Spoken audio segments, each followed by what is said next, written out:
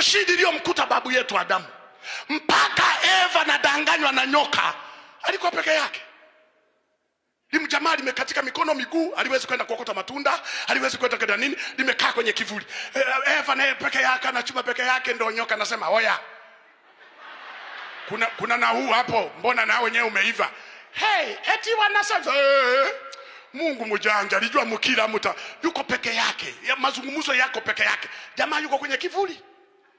Hivi Adam angeongozana na mke wake, nyoka angepata nafasi? Nafasi zingine unazifungua wewe mwenyewe baba, kumfanya mke wako awe malaya. Sasa wewe unataja shilingi 200 nyumbani, alafu unamwambia kwenye 200 hii nyama, mafuta, vitunguu, karoti, nyanya, si vitu gani? Hivi wewe ulisoma economy ya wapi? Economy ya wapi uliosoma wewe kwamba kwenye hiyo pesa hiyo inunue kila kitu? Alafu mama nakwambia, "Baba, hii haitoshi, wewe jiongeze." Jiongeze, mwana Mungu, tumia akili.